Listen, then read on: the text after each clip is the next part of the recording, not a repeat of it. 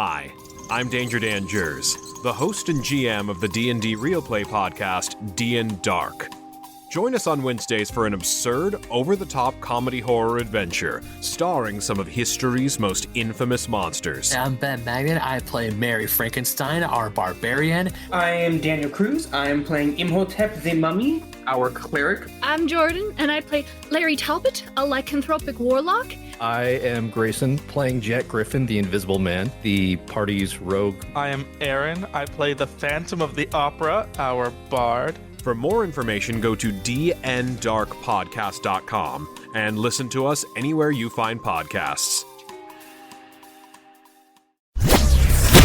Listen up, nerds.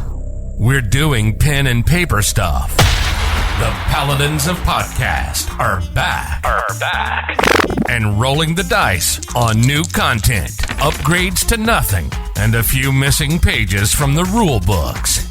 Introducing Joshua Johnson, the man behind... Wait, where did those notes go?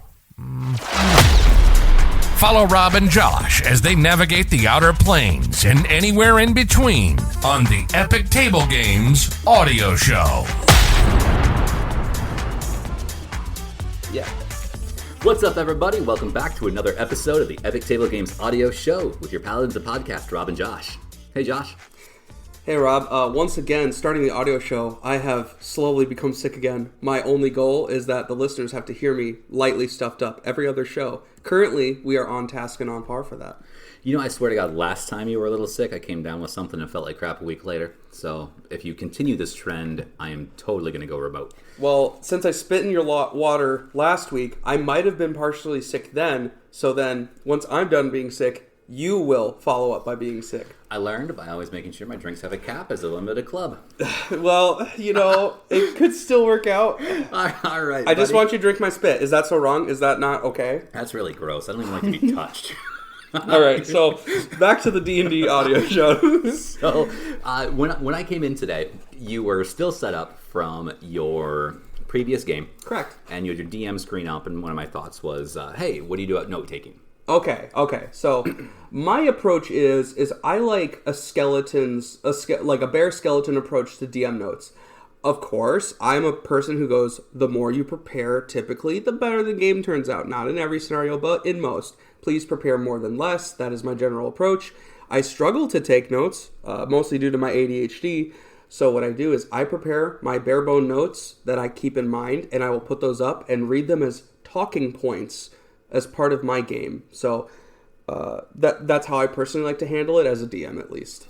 Fair enough. Now, because I definitely want to also cover notes as players. Okay. I will tell you my general DM note-taking style, and I'm going to use this to lead into player notes. I don't take notes as a DM. I don't generally keep track of a whole lot of things. I like to maybe a few notes here and there, and it's generally not about what has happened, but, here's a point for something to come up later. So I use it for future planning. You're like an even lighter skeleton then. Oh yeah, way lighter. And I wouldn't say it's actually against the norm that actually a lot of DMs do what we do, do what you do. Yep. It's actually more common that DMs are not prepared than they are. I know that's a bit talking out of my ass because I don't speak for all DMs, but there's a lot of videos online about how to take DM notes, and I think that's because we look it up, but we still don't really use it. Well, I think a part of that comes down from how I generally do my record keeping as a DM, which is funny, because I lay it all on the players. So players take notes, I'm like, all right, so what happened last game? Mm-hmm. And then, all right, they give me the refresher. We've all done that. Right, because and that's fair. Well, they're taking notes on the important things. So it allows me to focus on what the players who are taking notes find important. Oh, I need to define for the notes. Okay, so let's say you have an NPC. Mm-hmm. Do you just have their name written, or do you have a name and a small description? Do you have what they do? How many notes do you take in regards to an NPC or a town or those details? So usually what I do is I just end up turning on YouTube and wait for the players to tell me their note. What the fuck? What? No, so, you can't do that. Okay, so the absolute matter of the fact is If I need a town name, if I can't think of one real quick, I'll hit a random generator.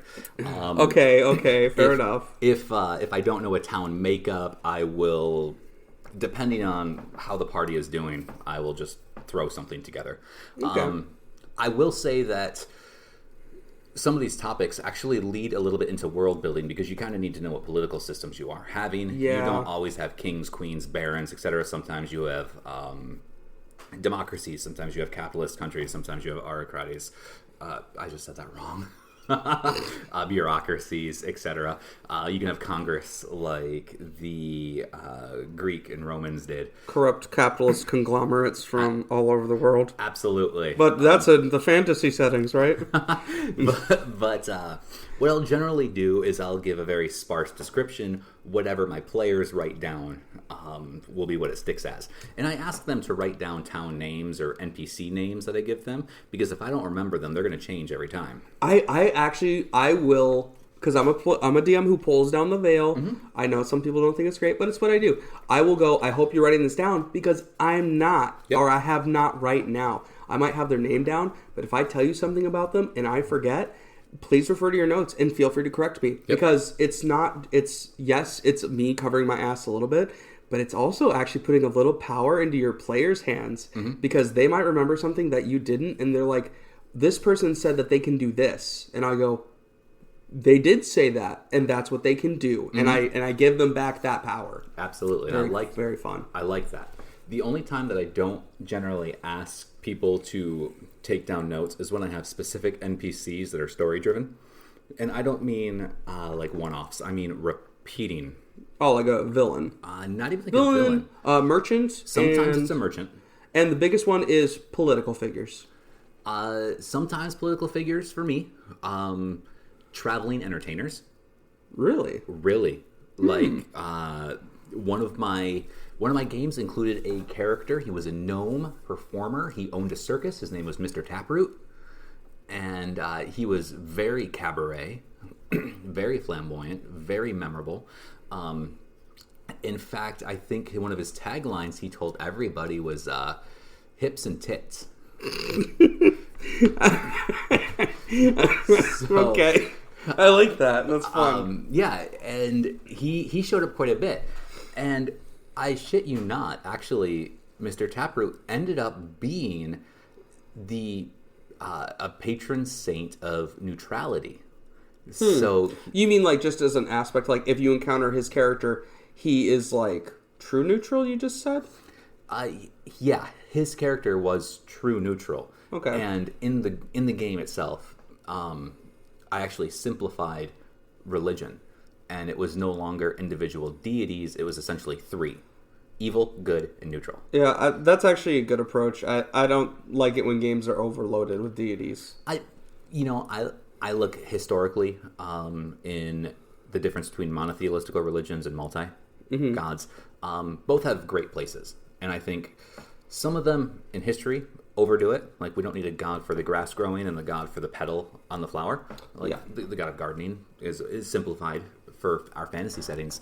But yeah, so I'll have specific notes that I will write down, super vague, but I keep most of it in my head because as a living person, it's like a memory for me. Okay. Constantly I was thinking.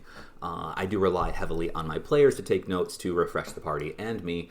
If they don't write down certain things, NPC names change all the time, town names change all the time, and I'll simply say, I have no idea what town you're in. I don't remember what the name is.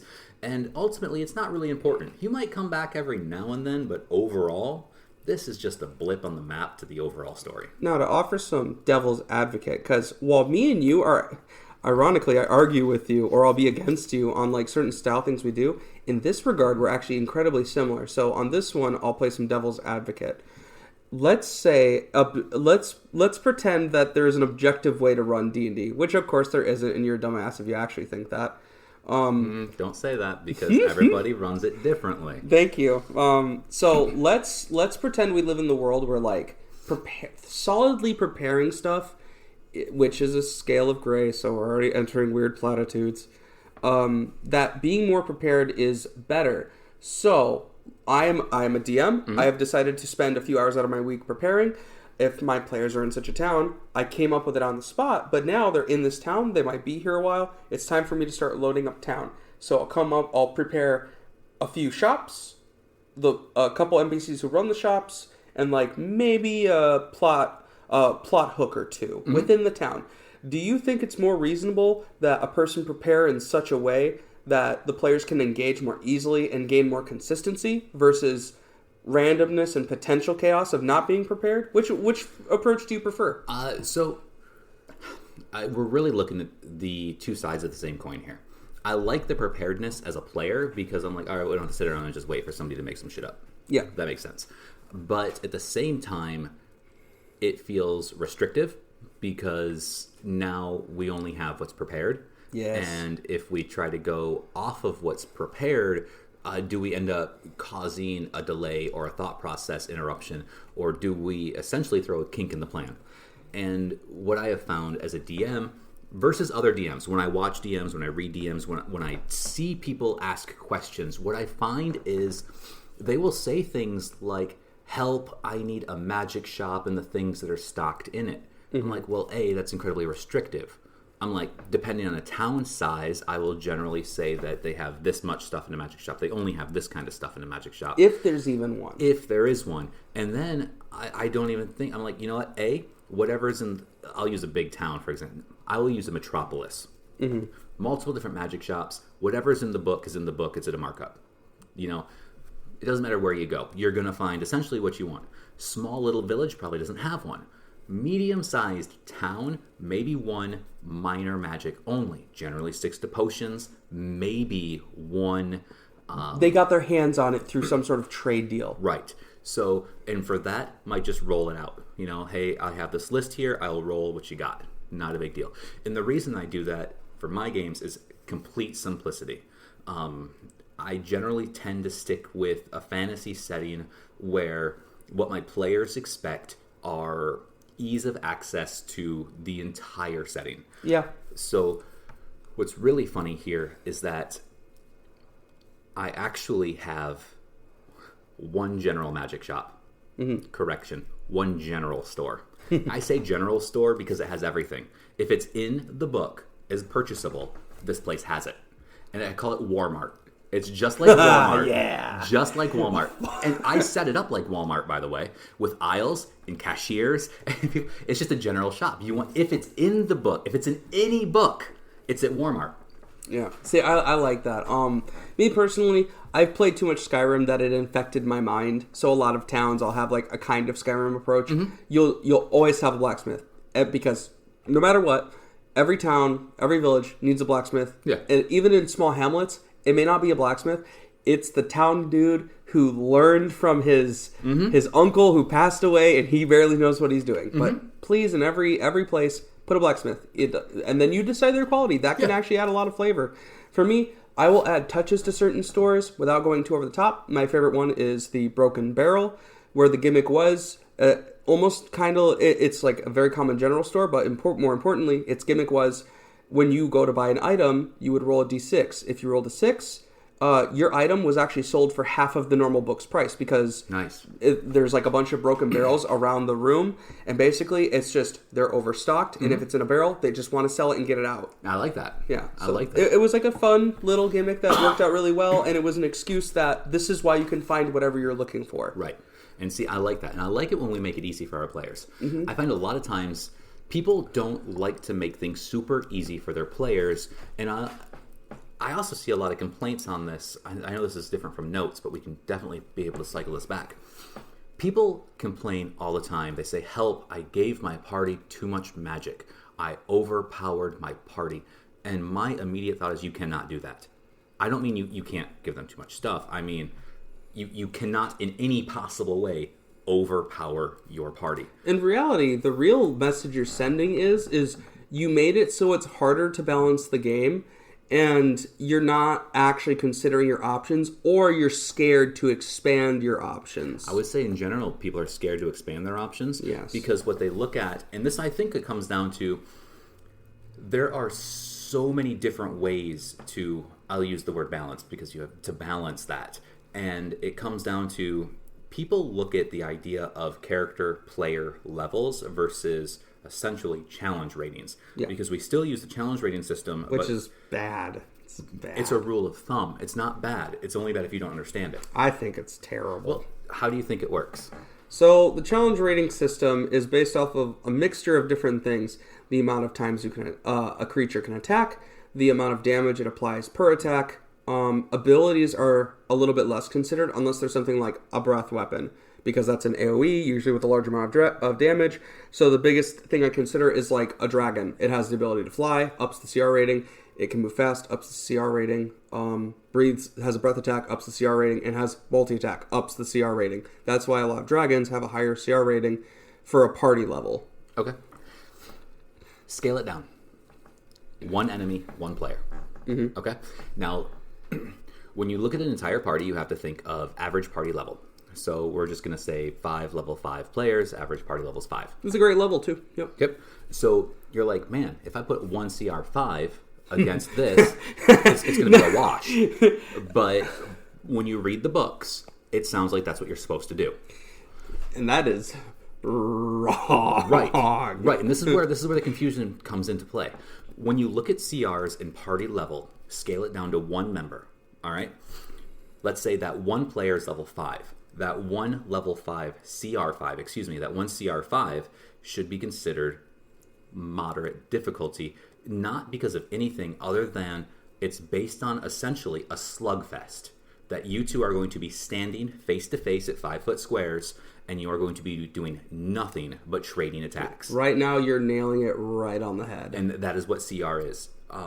So to modify that CR, you have to think about average party damage output, action economy, and then you have to scale your CR accordingly, which means it's not a problem in many situations to have your 5 level 5 party members face off against a CR 18, for example, if they don't have some of those general AoE special abilities or fly abilities. If they just have powerful attacks but a lower AC, whether it be touch AC or just standard AC, your level 5 party members should be able to handle it if their damage output is generally good. Yeah, so I'm going to point out like a very bad problem I see a lot of DMs do. So when they're between that sweet 5 to like 10, 5th to 10th level, this is the point where you've gained multi-attack, subclass, a lot of extra stuff, feats. You're hitting a lot of that really fun stuff. The game is low enough power where you can be very expansive with your options, but the thing is you can do that at every level. However, the mistake a lot of DMs make, they do not understand how to look through the book and just find engaging stuff to play with, because what will happen is they will reuse bandits, reskinned, and what they'll do is they'll go 40 health, 40 health, 40 health for normal bandit. Yeah. And it doesn't functionally work well because it's very milquetoast for the players. They need to experience things like an absurdly low AC. They need to experience absurdly high AC. Yeah. They need to experience creatures that will half hit a tank, because those things are frightening and engaging. But the milquetoast is, I give it 13 to 14 AC, so it's hit about 50% of the time. It has enough health where it takes 2 to 3 hits and it dies. It's like, no. You can make it take more hits where it gets hit all the time and you can capitalize. It gets hit less and you can capitalize. Create situations where the players have to engage their minds beyond just, I swing my sword. Yes, and that's what I found works really well. And this is what I generally keep in, I'll consider my DM toolbox. It's skills and tactics that I use. Sometimes I'll have a character with an absurdly high AC, but an incredibly low touch AC. Mm-hmm. And then, so this means that magic casters are really going to get a chance to shine. Or, what I'll do is they will have resistances to a lot of different things. And coincidentally, this happened once just recently, they had a vulnerability to a particular type of weapon, bludgeoning damage. I love vulnerabilities. That player who had the big heavy mallet didn't show up that day. No! So, the party got wrecked. Okay, so I'm going to make a recommendation to all DMs out there. I'm not saying you have to, but make this permanent change to your game. If you have a skeleton or skeleton-esque enemy, make them vulnerable to blunt damage and resistant to piercing damage. Are they not anymore? In 5th edition, no. Really? I think it's early skeletons, and I think it's only in modules that they are vulnerable to bludgeoning damage. But in the normal book, I don't think they are. Really? This is a huge problem with 5th edition, and why it's not engaging. There are so few vulnerable creatures that are vulnerable to anything that players, you see them, they try, they mix up their attacks.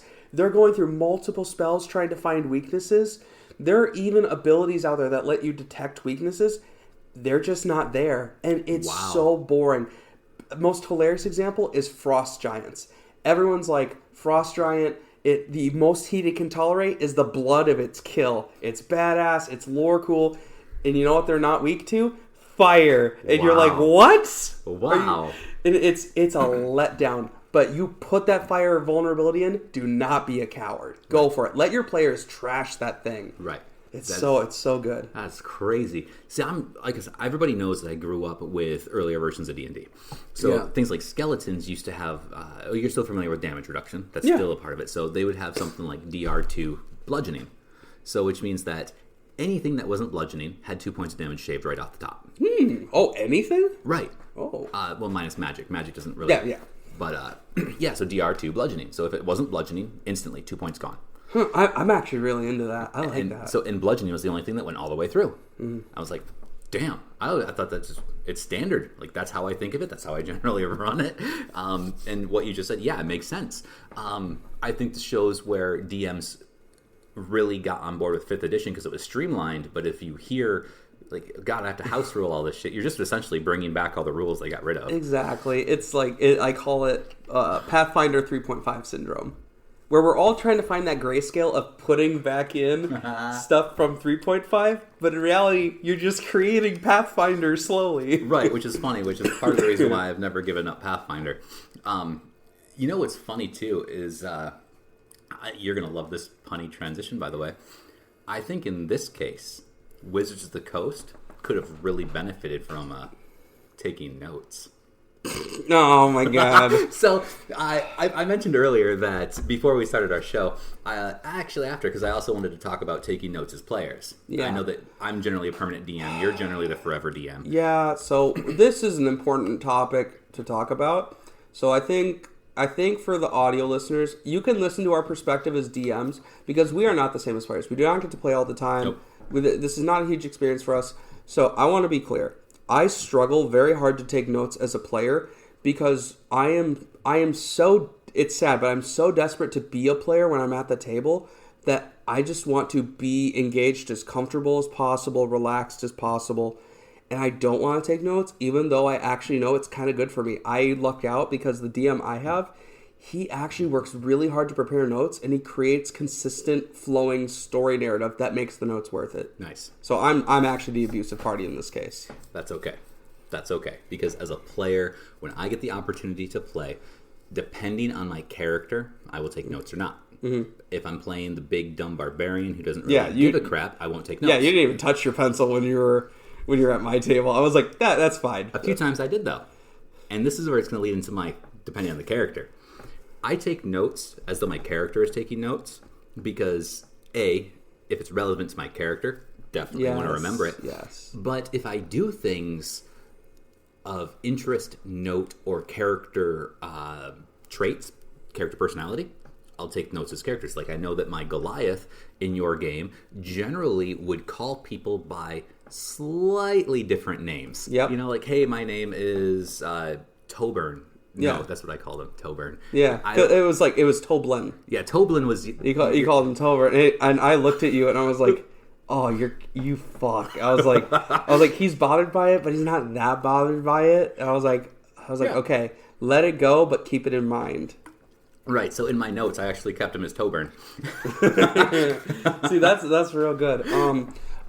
We should bring up, I'm wondering, is it appropriate for like DMs to like push their players to take notes, and to what degree, if so? So I actually award experience points for note taking, and it's 50 experience per player who takes notes as a base level.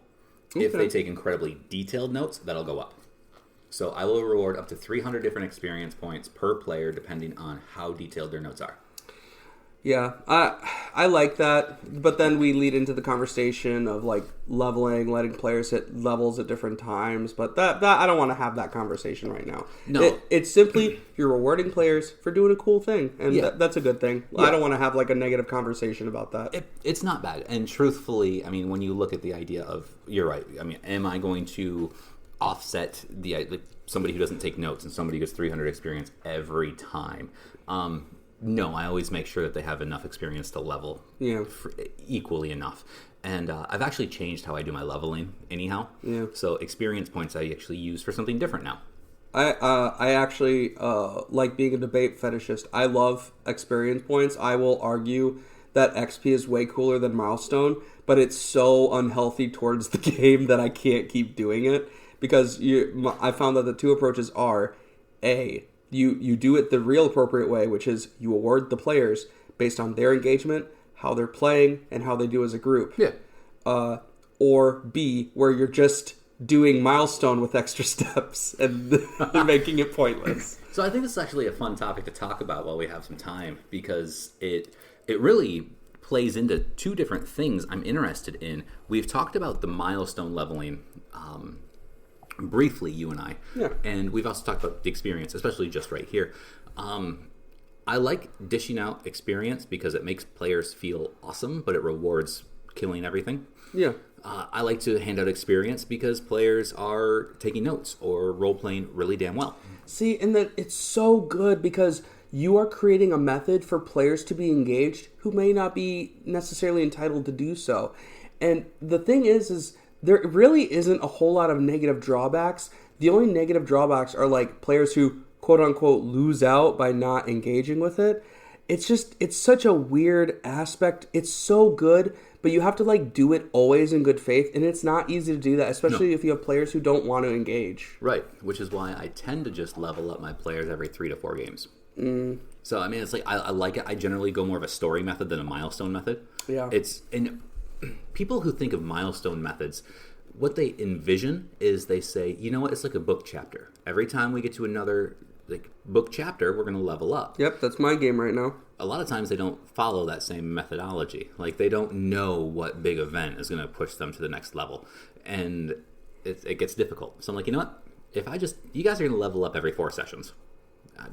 Whatever. I think that's totally fine too. I don't look at leveling like a hindrance. I don't look at it like a general tool. I don't say, all right, my party needs to be X level to do these things. I look at it like as they level up, the challenge scales with them. It's not that big of a deal. They have an extra attack, so what? It doesn't defect. And this goes to like people who are like DMing and struggling. Realize that when your players level, you like, I know you technically think the fight gets harder. Really, what it is you have more toys to play with. Mm-hmm. And that's really, really cool. Like, you don't really use level 1 dragons. Like, you have, like, worms, which are the baby dragons. Mm-hmm. You're not supposed to normally encounter those. That's, that's totally not normal. And if you do, they're supposed to be multiples. Yes. So, it's like, realize that when your party's hitting 5th, 6th level, you get to start playing with dragons. Demons start getting cool because, like, you don't have trash demon mobs, which I hate. Right. So yeah, it's one of those things where having the ability to have essentially higher powered characters. I love higher powered characters. I love power leveling my players. I love playing in high powered games. I like running high powered games. I completely disbelieve anything that says it's unbalanced. Like, balance really comes down to what your party can or cannot handle, depending on how comfortable you are as a DM. And honestly, there are ways to absolutely get around a TPK if you don't want to. Yeah. In fact, you could zero out every single one of your players, and then at that point, you can be like, well, shit, just TPK. No, goddammit, change the story. Yeah. What the hell just happened that you can fold into your story to undo the death? Yeah. And then now there's some weird-ass caveat. Falling upwards is like a very appropriate term for this. I agree with that. So I ran my 17th level one-shot a few months ago. This was at the request of one of my friends who wanted to play high-level D&D. The highest I've played at is actually 12. Okay. So when it came to the 17th level one-shot, I was a little flabbergasted at the idea of actually running it. Mm-hmm. But then I was like, I will never get, if I don't do this, I will never get to use an ancient dragon. Right. I was like, and I will use a goddamn ancient red dragon. And so what I did is I said, I had them gather, so there'd be 4 total players, and I said, each of you build 3 17th level characters. 3 of them. So when I butcher your first one, your second one comes in. I like that. So, because I was like, I have no clue how balanced it's going to be. I am going to go over the top with this, and I'm not going to pull any punches. And it worked out beautifully. It was incredibly fun. The party balance really worked. There was only certain aspects that started to struggle. So one of the characters was a Soul Knife Rogue. I'm not going to go into huge details. That's fine. Basically, for them to really capitalize on their powers, they need multiple targets to hit because their sneak attack will double stack onto stuff. Mm-hmm. The fight actually mostly consisted of just the ancient red dragon because it had its 3-hit multi-attack, and then it very well defined its legendary actions. Legendary actions are something I've heard of, but I haven't experienced because this is a 5e thing, and I'm not as well endowed. Oh, so okay. Give me a breakdown real quick of legendary actions, because I don't know how they work. So according to 5th edition, when a creature is super mythical and powerful, it has a legendary action. That's dumb. Basically, it has a certain ability to interact in the combat initiative. Okay. So let's say I have one legendary action. Let's say this is Garthnak, the troll of the twin troll. Mm-hmm. It's a troll with 2 heads. It's a legendary troll. So you can use a legendary action after anything's turn. It can be, but not its turn, anything else's. So the players could be going, and just right after someone ends their turn, you go, okay, Garthnak goes. He uses his legendary action. Does it break initiative? Technically it does. You get to perform essentially one of its legendary actions. Mm-hmm. So the legendary action is like action, bonus action, free action. It's just a concept. Right. And then it'll define what it can do as legendary actions. Like it'll say like, oh, it can make a claw attack or a bite attack or it can leap. Mm-hmm. So essentially you can interrupt the combat initiative when you choose to. So like suddenly the players are like, oh, we're going to heal him and save him. And you could be like, Garthnak uses his legendary action watching the cleric trying to rush up, and he slays the person at his feet as his legendary action. I like that. It's horrifying. It is. I like that. In fact, I like the idea of that legendary action enough that I would incorporate it into certain game aspects for story elements. Because once I'm in initiative, I don't like to break the initiative order unless rules say I can somehow. Legendary actions, like you said, being devastating, so you can just interrupt something like that with a viable reason, makes things 100% more intense. So there are multiple benefits. So one of the biggest things in 5th edition is action economy. Not just 5th edition. A lot of D&D has action economy is incredibly important. Yeah. And legendary actions allows you to compensate for action economy. Because you have so many players with so many attacks. It's like having an extra attack constantly at your disposal. So essentially, I was fighting 4 17th level characters with one creature that essentially took the turn of 5 or 6 creatures. Right. I like that. That makes it way more... I'm going to use balance. I generally don't use it. But it balances the action economy, because action economy will always win, and it's always in the party favor. It had a mixture of like, oh, you can spend 2 of the 3 legendary actions, and you can make it beat its wings. It knocks things down around it, and it can now fly up to half its speed, allowing you the chance to move away in case the fighter's about to run up. So if you don't plan accordingly against this incredibly powerful creature, you're going to fail. And what happened was the fighter kept trying to trail, and then one of the players went, oh, I cast haste, and they hasted the fighter, giving them the ability to actually start catching up to the dragon. Nice. It was the whole fight, super cool. All of the abilities worked really well. I'm super glad I did it. By then, you've got so many cool abilities. Another cool moment was Disintegrate, very famous spell, turns things to ash. Is it still save or die? It's not save or die anymore. Okay. It's only save or die if you would be killed by the attack. If you're going to be finished, if it drops you to 0, you are turned to ash. Okay. And you can only be brought back by a wish. Mm-hmm. So what happened was I shot at a ranger doing the Drake Guard. Basically, it's a summon. That's a Drake you can... And he chose a variant that lets it fly.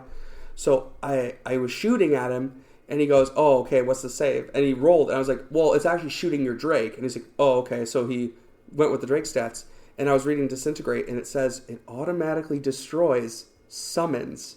So while he was flying 80 feet up in the air, I incinerated his Drake summon. And because I didn't realize at the time, but it was so much more cool watching him be like, my powerful character is going to resist this. No, his summon that he depended on got annihilated with like no chance, and he fell 80 feet. And he had to use his second summon for the day to bring it back. But at that, he lost a lot of health. He lost one of the 2 summons he got. Right. It's super cool. And I just used 3 legendary actions to cast a spell with the dragon. Right. Whole thing, super cool scenario. I like that. Yeah. Everyone, don't be afraid of high level stuff. It's really fun and engaging, and just let your players like go wild. Yeah. Honestly, I think that high level stuff is also great to throw at lower level parties. This is like, oh shit. I'm like, not this part of the audio show. Oh, no. I mean, where Rob acts like an animal. Dude, truthfully, if you want to, I'm not going to say teach a lesson to a party, because I think that's wrong.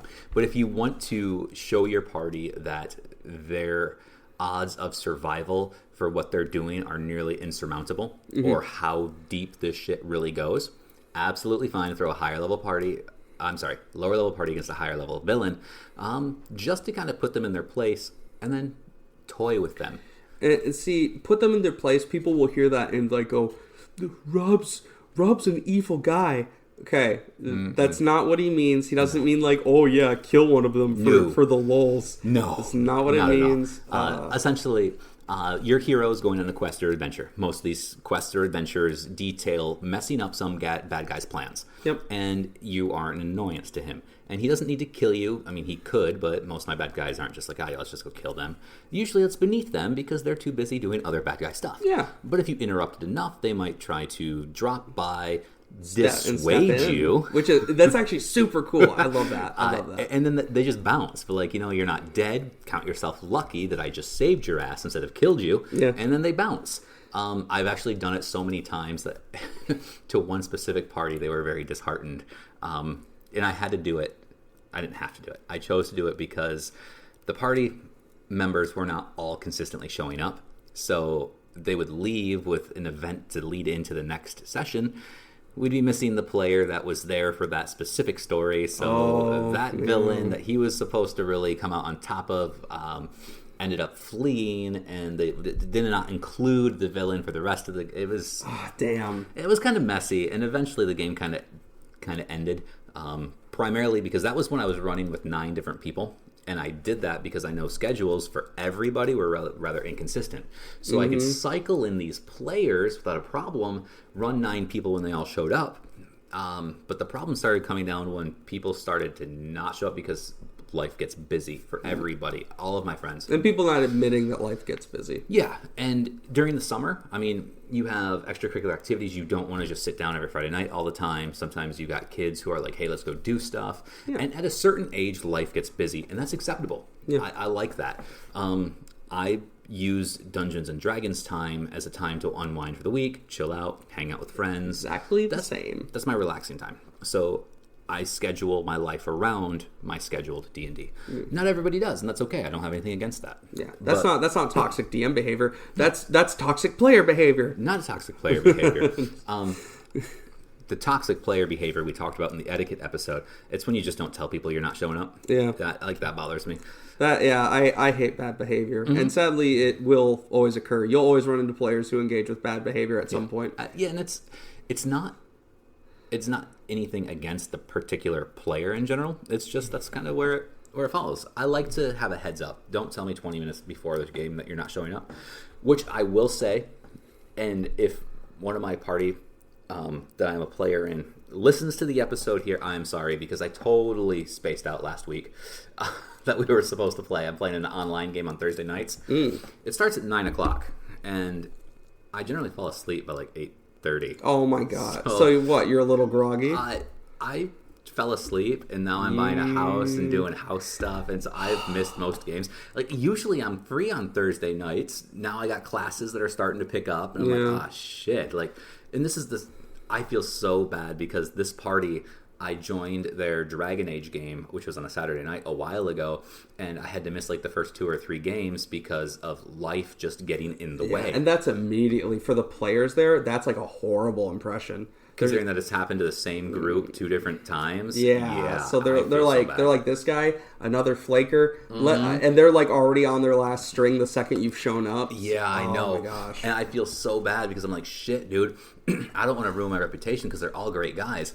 I want to sit down and play with them, but when I make the commitment, my schedule is like, yeah, totally doable. And then life says, no, it's not. No. I'm like, but it is. And my life says it's not. It sucks. That happened to me. I think it was like 6 months ago. Basically, some of the actual good leftover players from my original campaign were like, we really want to play again. So I was going to run a module for them. We started it up. It was too difficult to run between my computer not working super great and me just not genuinely having the time. And me going back to table and then trying to transition back to online just for them, I just couldn't. I just sat down with them like two games later. I was like, guys, I'm sorry. I'm not going to do this to you. I'm not going to drag you along with me half-hearted, like barely making it or not preparing anything. Right. Like, I'm sorry, but I'm going to end this game just because you guys deserve a better game. Yeah, and I think that's fair. I told the DM last night because he's like, hey, sorry, I forgot about last night. And I'm like, that's cool. Honestly, looking at my schedule, my Thursdays just got filled up with classes that I need to take for work. Yeah. So I don't even have the opportunity to really continue sitting down on Thursday nights anyway, which is plenty fine. It's just it's one of those things that sucks. Everybody knows that D&D is, as much as we try to make it consistent. I mean, there are memes on the internet that say, hey, when's their next session? Oh, everybody's schedule is clear in 30 years. I mean, it is the way of social gatherings. Yeah. So, yeah, it's just interesting. So, I really want to cycle back, because I know we keep getting so far from notes, and I'm really excited about this one. We've talked about DM notes, and I want to close out this. When I start a new campaign, I start with heavily prepared notes.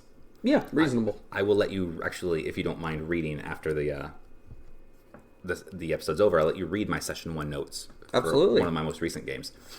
And I mentioned as a player, I write notes depending on my character. So if I'm a smart bard, I will write down notes as a smart bard, barbarian and whatnot. If you're a player who are taking notes, we've generally give advice at some point through each episode. And our advice here has been limited today. Yeah, only because me and you are one on the same page about notes, and we both do kind of skeleton notes. Yes, but I want to definitely let the players know, because our conversations focus heavily on DMing. Yep. And it's because we're both forever DMs. Yeah. And I think that our episodes are really also important for players to listen to, not just DMs, because this gives the behind-the-screen view. But as a player, when you're taking notes, I think... Well, everybody thinks their way's the way to do it. But I think take notes as much as you're comfortable with.